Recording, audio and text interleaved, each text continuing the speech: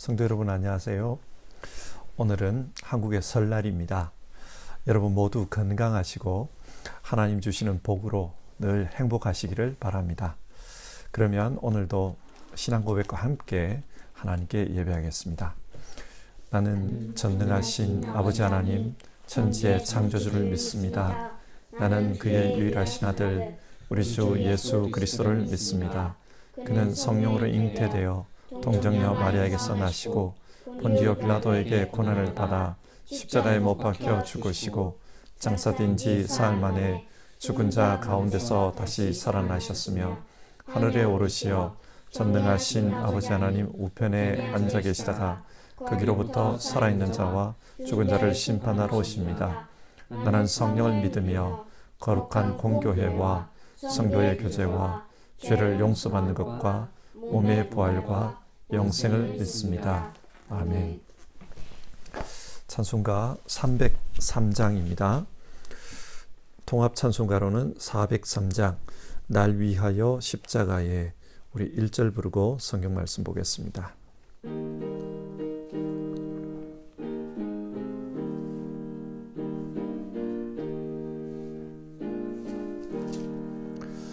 날 위하여 십자가에 중한 고통 받으사 대신 죽은 주 예수의 사랑하신 은혜여 보배로운 피를 흘려 영영 죽을 죄에서 구속함을 받은 우리 어찌 찬양 안 할까. 아멘. 오늘은 아모스서 4장의 말씀을 살펴보겠습니다. 읽는 것은 아모스 4장 1절에서 6절까지 말씀을 읽습니다. 사마리아 언덕에 사는 너희 바산의 암소들아, 이 말을 들으라. 가난한 사람들을 억압하고 빈궁한 사람들을 짓밟는 자들아, 너희 남편들에게 마실 술을 가져오라고 조르는 자들아, 주 하나님이 당신의 거룩하심을 두고 맹세하신다. 두고 보아라. 너희에게 때가 온다. 사람들이 너희를 갈고리로 끌고 갈 날, 너희 남은 사람들까지도 낚시로 꿰어 잡아갈 때가 온다. 너희는 무너진 성 틈으로 하나씩 끌려 나가서 하르몬의 내동댕이 쳐질 것이다. 주님께서 하신 말씀이다. 너희는 베델로 몰려가서 죄를 지어라. 길갈로 들어가서 더욱더 죄를 지어라. 아침마다 희생자물을 바치고 사흘마다 11조를 바쳐보아라. 또 누룩 넣은 빵을 감사제물로 불살라 바치고 큰 소리로 알리면서 자원 예물을 드려보아라. 이스라엘 자손아, 바로 이런 것들이 너희가 좋아하는 것이 아니냐. 주 하나님이 하신 말씀이다. 내가 너희가 사는 모든 성읍에서 끼닛거리를 남기지 않고 너희가 사는 모든 곳에서 먹거리가 떨어지게 하였다. 그런데도 너희는 나에게로 돌아오지 않았다. 주님께서 하신 말씀이다. 아멘. 사람들은 하나님으로부터 위로를 받고 싶어 합니다. 세상을 살면서 많은 어려움을 겪고 있기 때문에 위로를 받고 싶어 합니다. 때로는 열심히 노력했는데도 삶의 열매가 없을 때가 있습니다. 열심히 신앙생활 하는데도 세상살이가 냉혹하게 느껴질 때가 있습니다. 앞이 막막한 그런 상황을 만나면 하나님이라도 내 마음을 좀 위로해 주시면 좋겠다. 그런 생각이 듭니다. 그런데 아모스서는 이런 위로보다는 강하게 꾸짖는 말씀이 많이 나옵니다. 그래서 사람들은 아모스서와 같은 이런 소선지서를 많이 읽지 않는 것 같습니다. 그런데 내게 위로를 주지 않는다고 해서 이런 성경 말씀을 읽지 않으면 하나님에 대해 잘못된 이해를 할 가능성이 큽니다. 하나님은 늘 위로만 하시는 분, 꾸짖지 않는 분, 그렇게 이해되기 쉽습니다. 그러면 우리의 신앙생활이 왜곡될 수 있습니다. 그래서 좀 내용이 힘들더라도 아모스의 말씀과 같은 이런 선지자들의 말씀도 열심히 읽는 것이 중요합니다. 자, 그러면 오늘 말씀을 같이 살펴봅시다. 아모스서 4장은 3장에 이어 북이스라엘 지도층의 무자비와 부패 문제를 다루고 있습니다. 그때 지도자들은 재판정에서 그리고 토지 거래와 종교 활동에서 약자에 대한 자비가 없었습니다. 아주 부패한 기득권층의 모습을 적나라하게 보여줍니다. 그런데 이런 부패한 모습 뒤에 누가 있었나? 오늘 본문 1절은 남편들에게 죄악을 부추기던 귀부인들이 있었다. 그렇게 말씀하고 있습니다. 1절입니다. 사마리아 언덕에 사는 너희 바산의 암소들아, 이 말을 들으라. 여기서 바산의 암소가 누구를 상징하는지 그것을 아는 것이 중요합니다. 바산은 요단강 동편 지역으로 이곳은 아주 옛날에 화산이 폭발한 지역이라고 합니다. 그래서 우리나라의 제주도처럼 돌은 많은데 그 토양은 굉장히 비옥한 곳이라고 그래요. 그래서 목초지가 발달되어 가축을 기르기 아주 좋은 곳이라고 합니다. 그러다 보니 이곳에서 생산되는 고기는 이스라엘 내에서 명품으로 거래되었습니다. 살찌고 기름기가 흐르는 좋은 소가 바산에는 많았다고 합니다.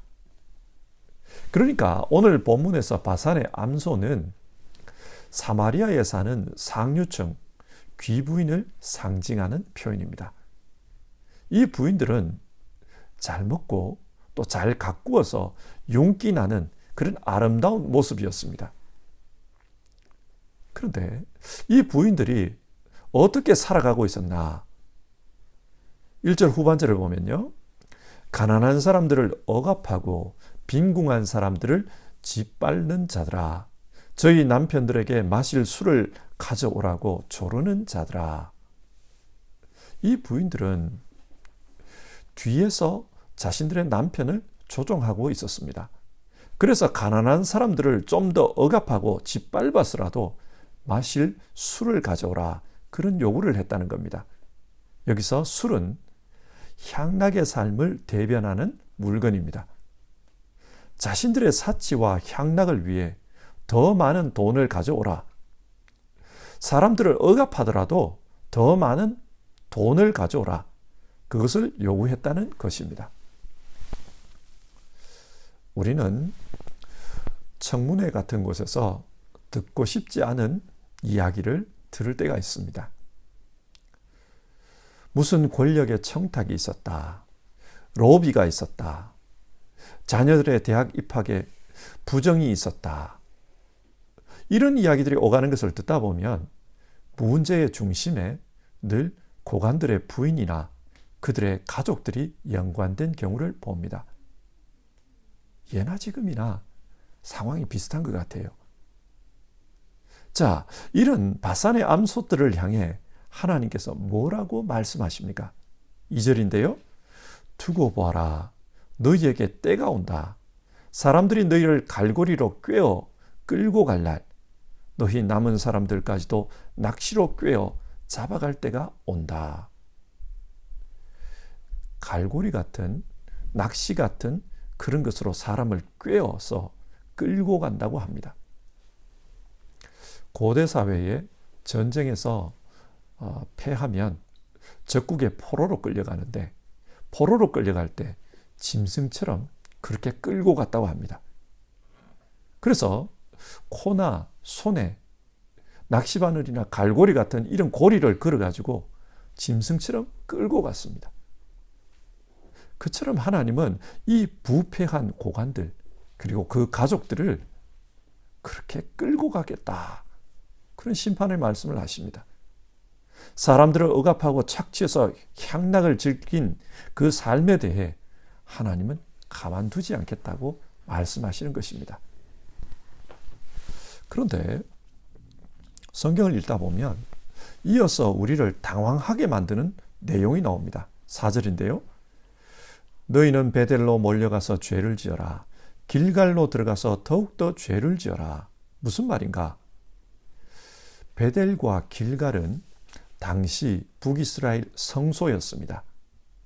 북이스라엘은 남유다와 분리된 이후 예루살렘에 대응하는 그런 성소를 북이스라엘 베델에 지었습니다. 북이스라엘 사람들에게 그 베델에 가서 하나님을 섬기라고 했던 겁니다. 또 길갈은 이스라엘 민족이 요단강을 건넌 이후에 이제 애굽에서 당했던 수치는 다 지나갔다. 그것을 선포하며 이제부터는 새로운 삶을 사는 것이다. 새로운 삶을 시작한 것이 바로 길갈입니다. 길갈은 이스라엘 민족에게 아주 중요한 성지입니다. 그러니까 그곳에도 성소가 있었습니다. 앞에서 살펴본 그 타락한 기득권들 그리고 그의 부인들이 이 성소에 가서 하나님께 예배를 드리는 겁니다. 얼마나 열심히 예배를 드리는지 4절을 보면 아침마다 희생제물을 바치고 사흘마다 11조를 바쳤다고 합니다. 그리고 하나님의 은혜에 감사해서 감사제물을 드리고 또 기뻐서 자원제물을 드렸습니다. 개역개정 성경에서는 감사해서 드리는 이 예배를 수은제라고 표현하고 기뻐서 드리는 자원 예물을 낙헌제라고 표현합니다. 그러니까 여러 종류의 헌금으로 하나님을 예배하고 있었습니다. 그런데 하나님께서는 이런 예배를 죄를 더 지어라 그렇게 말해요. 왜 그렇게 말씀하신가? 이들이 예배한 이유가 있어요. 5절을 보면 이스라엘 자손들아 바로 이런 것들이 너희가 좋아하는 것이 아니냐 그런 말씀이 나옵니다. 이 사람들은 이 예배를 좋아했습니다. 그러니까 자기들 나름대로는 진심으로 즐겁게 예배를 드린 겁니다. 그런데 이렇게 예배하는 사람들에게 하나님의 재앙을 말씀합니다. 6절 내가 너희가 사는 모든 성읍에서 끼니거리를 남기지 않고 너희가 사는 모든 곳에서 먹거리가 떨어지게 하였다. 하나님은 이들에게 경제적 재앙을 정기적으로 내렸다고 하십니다. 그리고 6절에서 11절을 보면 반복적인 재앙 이야기가 나옵니다. 7절과 8절 가뭄으로 인해 어려움을 당할 것이라고 합니다. 그리고 9절 병충해로 식물이 말라 죽습니다. 흉년이 든다는 말입니다. 그리고 10절 전염병이 돌아 사람들이 죽습니다. 마치 이집트에서 파라오에게 10가지 재앙을 내릴 때 전염병 재앙을 내렸던 것처럼 그런 재앙을 내리신다는 겁니다. 요즘 우리 입장에서 생각해 보면 이런 전염병이 얼마나 심각한 문제인지를 분명하게 압니다. 의학이 발달한 지금도 코로나로 말미암아 이 사회가 말이 아닌데 그 옛날에는 이런 전염병이 발생하면 얼마나 심각했겠습니까? 중세 유럽에 일어났던 그 패스트 같은 경우에는 유럽 인구의 3분의 1이 죽었습니다. 약이 없으니까 다 죽어야 이 병이 끝나는 거예요. 그처럼 10절을 보면 사마리아의 사람들의 시체 썩는 냄새가 진동할 거다. 그런 표현이 나옵니다. 그리고 11절 마침내는 소돔과 고모라 같이 성이 파괴되는 그런 일들이 발생합니다. 전쟁으로 인해서 성들이 완전히 부서지는 겁니다. 그런데 하나님께서 왜 이런 재앙을 계속해서 내린다고 하시는가? 6절에서 11절까지 각 재앙마다 끝부분에 이런 말씀이 반복돼요. 그런데도 너희는 나에게로 돌아오지 않았다. 하나님께서 이 재앙을 통해 원하신 것은 돌아오는 거였습니다. 재앙 자체가 목적이 아니라 돌아오는 것, 그걸 기대하시면서 재앙을 내린 겁니다. 그러면 이런 질문을 해봅시다. 이 사람들은 계속된 재앙에도 불구하고 왜 회개하고 하나님께로 돌아오지 않은 겁니까? 이들은 자기들의 신앙에 대해서 의심하지 않았습니다. 이들은 자기 스스로 하나님을 잘 믿고 있다, 그렇게 생각했던 겁니다. 우리는 열심히 하나님을 섬기고 있고 열심히 제물을 바치면서 하나님을 기쁘게 하고 있다, 그렇게 생각한 거예요. 그렇게 제사하면 종교 지도자들이 나와서 축복해 줍니다. 그렇기 때문에 자신들의 신앙에 문제가 있다고 생각해 본 적이 없습니다. 그런데 문제가 무엇입니까? 이 사람들의 진짜 문제는 하나님을 열심히 믿었지만, 그런데 그들이 믿은 하나님은 잘못된 하나님이었습니다. 바른 하나님이 아니었어요. 출애굽한 사람들이 시내산 앞에서 금송아지를 만들어 놓고 이가 너희를 애굽에서 인도한 하나님이다, 그렇게 선포했습니다. 그들이 열심히 춤추며 그렇게 믿었습니다. 그런데 그 금송아지를 하나님이라고 생각한 겁니다. 잘못된 대상을 하나님이라고 생각한 거예요. 아모스 때도 마찬가지입니다. 그들이 하나님을 믿기는 믿었지만 그 하나님은 이스라엘의 하나님이 아니라 재물을 갖다 바치면 거기에 감동해서 축복을 내려주는 바알이었습니다. 이들에게 하나님은 축복이었지 성경이 가르치는 진짜 하나님이 아니었습니다. 그러니까 이들은 하나님을 위해 예배한 것이 아니라 자기들의 복을 위해서 예배한 것입니다. 이것이 바로 예수님이 경고하신 만몬신입니다. 하나님과 만몬을 동시에 섬길 수 없습니다. 그런데 사람들은 만몬을 세워놓고 이것이 우리의 하나님이다, 그렇게 말하면서 즐겁게 기쁘게 예배했던 겁니다. 이런 현상은 이스라엘 역사 내내 반복이 되었습니다.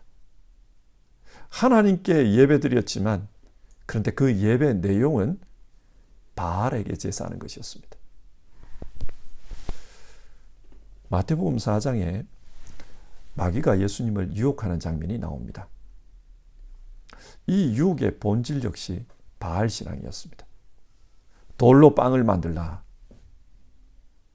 하나님을 믿는 이유가 빵 때문입니다. 경제적 축복 때문에 하나님의 능력을 이용하려는 겁니다. 하나님을 믿는다고 하지만 사실 그 믿음의 내용은 바알 신앙이었던 겁니다. 마귀는 예수님께 찾아와서 이걸 요구합니다. 이스라엘 민족에게 늘 써먹었던 그 방법, 그걸 예수님께도 말했던 거예요. 또 성전 꼭대기에서 뛰어내려라. 그래서 뛰어내리면 그 다음에는 어떤 일이 벌어집니까? 저 높은 곳에 떨어져도 사람이 죽지 않았다. 이 사람은 기적의 사람이다. 하나님의 사람이다. 그래서 많은 사람들이 예수님을 따를 것입니다. 그런 가운데 예수님이 스타가 되어서 인기를 누릴 겁니다. 이처럼 하나님을 이용해서 스타가 되어라, 성공해라, 이게 바알 신앙입니다. 그러나 예수님은 그 바알 신앙을 거부합니다. 사람이 떡으로만 살 것이 아니라 하나님의 말씀으로 살 것이다.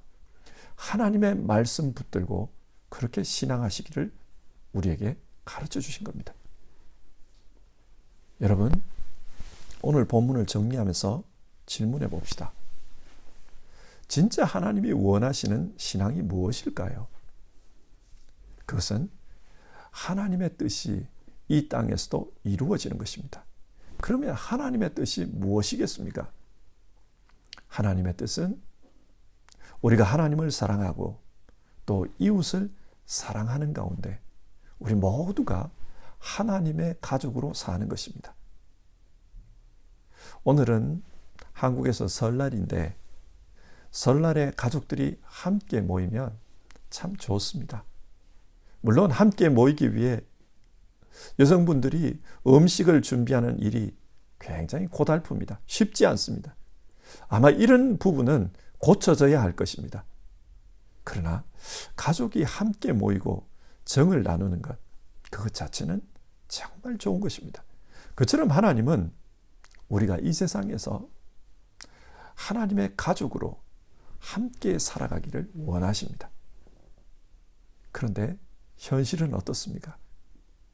부유한 자와 가난한 자 사이에 너무 심각한 불균형이 있습니다. 억압과 착취가 있습니다. 가족이 아닙니다. 얼마 전에 아마존이라는 기업의 직원들과 하청업체 직원들이 모여서 데모하는 그 장면을 TV를 통해서 보았습니다. 요즘과 같은 코로나 시대에는 비대면 상거래를 하는 이 아마존과 같은 기업들이 엄청난 그 돈을 번다고 하지 않습니까? 그런데 그렇게 많은 돈을 벌어들이면서 자기들은 착취한다는 거예요. 택배와 화물을 분류하는 이런 일을 하시는 분들, 많은 분들이 박봉에 시달립니다. 근데 엄청난 노동을 해야만 합니다. 그러다 보니 한국에서는 택배 직원들 중에 과로로 돌아가시는 분들도 있었다고 하지 않습니까? 오늘 성경에서 말하는 상황과 비슷합니다. 부유한 자들이 가난한 자들을 그렇게 다룬 거예요. 정말 착취한 겁니다. 아마 하나님은 오늘날 우리가 사는 이 세계를 보시면서도 마음이 아프실 것 같습니다. 얼마 전에 한국의 구약 신학자 중에 한 분이 쓴 글을 읽었습니다. 그분은 한국교회, 소위 복음주의 교회가 지금까지 세상에서 일어나는 하나님의 탄식에 눈을 감아버렸다, 그런 말씀을 합니다. 믿는 자들이 사회생활을 하며 가진 자의 편에서만 생각하고 가난한 자, 노동자, 약한 자의 삶은 외면했다, 그런 말을 했습니다. 이분은 왜 이렇게 판단을 하시는가? 복음주의자들의 논리는 어차피 세상은 망할 곳이니 이 세상에는 구원이 없다. 그러니 세상에서 어떤 일이 일어나든 그것에는 침묵한다는 것입니다. 그리고 중요한 것은 영혼 구원이니, 죽어서 천국 가는 것이니 교회 와서 하나님 믿고 천국 갈 준비를 해라. 교회 생활 열심히 해라. 그것이 중요하다. 그렇게만 가르친다는 겁니다. 이렇게 하다 보면 이 세상에서 일어나는 불의와 또 부정에 대해서는 눈 감아버린다는 거예요. 침묵해버린다는 겁니다. 이렇게 하다 보면 결국 교회는 오늘 본문의 베델과 길갈의 성소처럼 그렇게 타락하게 된다, 그 말씀을 합니다. 세상에서 강자들이 약자를 착취하고 압제해도 그것에 대해서는 방관합니다. 교인들이 세상에서 가진 자로서 어떻게 살아가든 그것에 대해서는 침묵한다는 겁니다. 어쩌면 우리는 독일 이민자로서 이 신학자가 말하는 비판에서는 한 걸음 벗어나 있는 사람들입니다. 이 독일 사회 내에서 우리는 하나님이 불쌍히 여기는 나그네에 해당되는 사람들이기 때문입니다. 근데 한 번쯤 생각해 볼 것은 우리의 신앙이 당시 사마리아 사람들의 논리를 닮은 것은 아닌가 하는 점입니다. 세상에서는 불의하게 살아도 성소에 찾아가서 예배만 잘 드리면 괜찮다, 그런 생각을 가지고 있는 것은 아닌지 돌아봐야 합니다. 하나님이 원하시는 삶은 모든 자녀가 한 가족으로서 함께 사는 것입니다. 이것이 이웃사랑입니다. 그리고 이 이웃사랑은 정의의 삶을 통해서 나타나야 합니다. 정의의 삶은 좀 더 가진 자는 절제하는 가운데 덜 가진 자를 돕고 함께 살 수 있도록 길을 마련해 주는 것입니다. 이렇게 살아가면 하나님께서 그 사회를 축복해 주시고 그런 사람들을 축복해 주십니다. 그래서 그 축복을 통해 더불어 살아갈 수 있도록 그렇게 길을 인도해 가십니다. 우리의 신앙은 바알 신앙처럼 하나님을 이용해서 내가 원하는 것을 채우는 것이 아니라 하나님의 뜻을 이루기 위해 살아가는 신앙입니다. 그래서 우리 한 사람 한 사람이 자비가 많은 사람, 긍휼히 여기며 사는 사람, 작은 것이지만 사랑을 나눌 수 있는 사람, 그리고 세상에서 비록 약한 힘이라 할지라도 공의와 정의를 위해 사는 사람, 하나님은 우리에게 그런 신앙을 원하십니다. 여러분, 이것을 생각하면서 오늘 같이 기도해 봅시다. 303장 날 위하여 십자가의 2절 부르고요. 우리 같이 기도하겠습니다.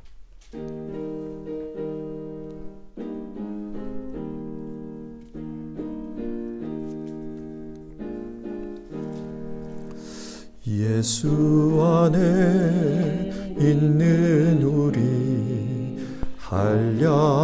한량없이 즐겁고 주 성령의 위로함이 마음속에 자도다.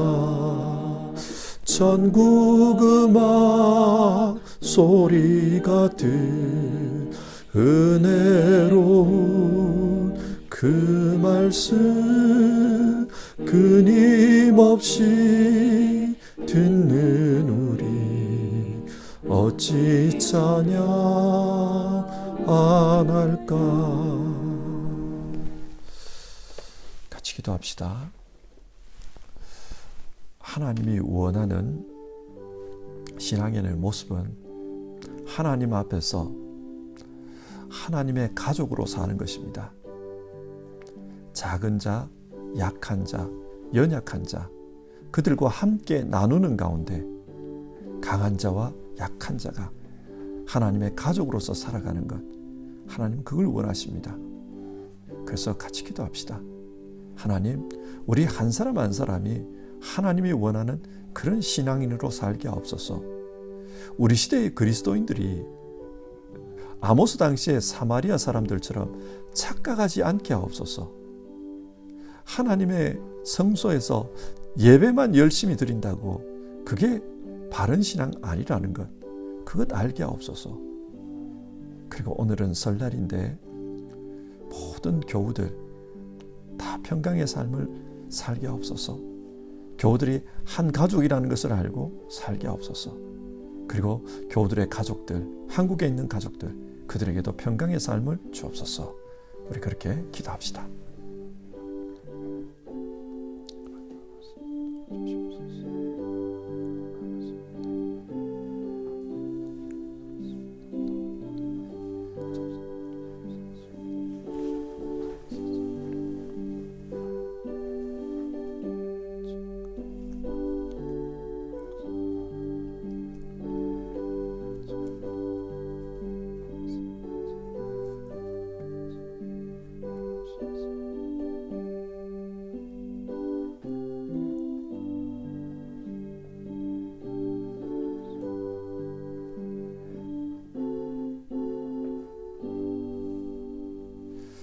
하나님 아버지, 오늘 아모스서의 말씀을 통해 하나님이 원하는 신앙인의 모습이 어떤 것인지를 살펴보았습니다.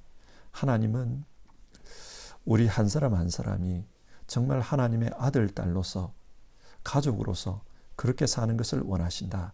나 한 사람이 하나님의 자녀로 사는 것도 그것도 중요한 문제이지만 이 땅에 있는 모든 사람들이 하나님의 자녀로서 더불어 하나님의 자녀로 살아가는 것, 가족으로 사는 것을 원하신다. 오늘 말씀은 그렇게 말하고 있습니다.